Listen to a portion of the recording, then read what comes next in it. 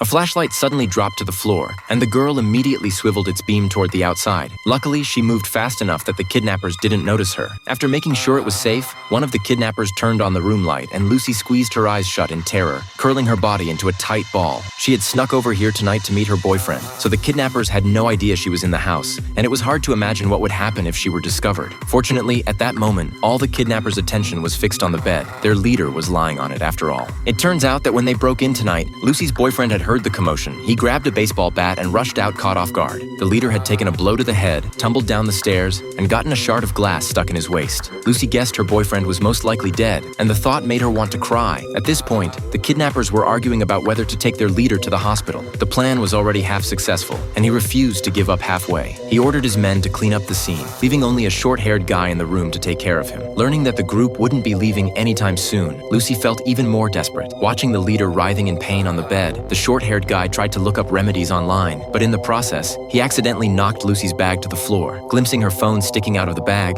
Lucy suddenly had a bold idea. She took a deep breath and slowly peeked her head out from under the bed. The short-haired guy was too focused on his search to notice her, so Lucy gathered her courage and quickly reached out to yank the bag under the bed with her. Just then, another kidnapper suddenly walked into the room, and Lucy froze in place, too scared to move a muscle. It wasn't until she heard the two kidnappers start talking that she confirmed she hadn't been found. The two men then walked over to the bed. They'd found a supposed remedy online, saying that lifting the foot of the bed might stop the bleeding from the leader's wound. They lifted the bed's foot and prepared to slide some books under the legs. With her hiding spot about to be exposed, Lucy had no choice but to close her eyes and wait for her fate to be sealed. But right at that moment, the short-haired guy realized the family's mother was a nurse, so they abandoned the plan to lift the bed, and Lucy narrowly escaped being caught. Before long, the boyfriend's mother was brought into the room, and the kidnappers ordered her to treat the leader's wound quickly. The mother accidentally spotted a watch on the nightstand and recognized it as her son's girlfriend's. Realizing Lucy might be hiding somewhere in the house, she deliberately dropped the watch on the floor and then knelt down to pick it up. Meanwhile, Lucy was typing a distress text message, and when their eyes met, they both knew what the other was thinking. The mother knew that Lucy was their only hope of being saved, so she intentionally slowed down the wound treatment to buy Lucy more time. But an unexpected disaster struck. Halfway through typing the message, Lucy's phone died from a dead battery. Her only chance of survival was gone, and she closed her eyes in despair. When dawn broke, the mother finally pulled the shard of glass out of the leader's waist. The searing pain left him gasping for breath, and no one knew she'd done it on purpose to speed up his blood loss, hoping that once he died, Lucy would get a chance to escape. Soon after, the mother was dragged back downstairs and tied up with her son again. The father, dressed neatly,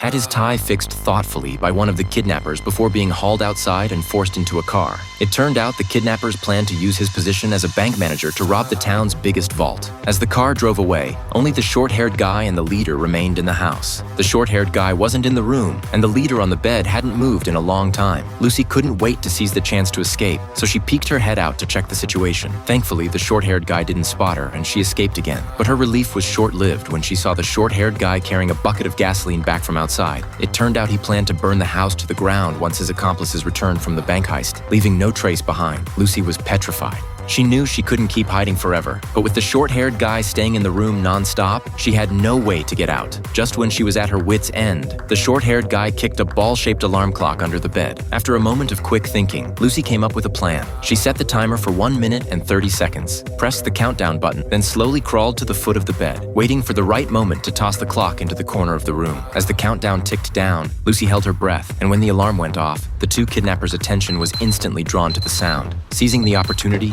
Lucy scrambled out from under the bed and darted out of the room, gasping for air in disbelief that she'd actually escaped. After calming herself down a little, she crept quietly toward the stairs. Once she confirmed the downstairs was empty, she hurried to the front door. But just as she was about to turn the doorknob, it suddenly moved on its own. Peeking through the peephole, she saw a stranger standing outside. Fearing he was another kidnapper, Lucy didn't hesitate to turn around and race back upstairs, hiding in the bathroom to wait and see what would happen next. What she didn't know was that the man was actually their next-door neighbor. When no one answered his knocks, he'd sensed something was wrong and broken into the house to check on them. But as soon as he reached the second floor, he ran straight into the short-haired guy. And before he could even open his mouth to ask what was going on, the short-haired guy swung his bat and hit him hard. As the neighbor's screams faded away, Lucy's heart was pounding with terror, and she couldn't bear to imagine what would happen to her if she fell into the short-haired guy's hands. She then rushed to the window, trying to climb out and escape. But at that very moment, the short-haired guy changed direction and started heading toward the bathroom.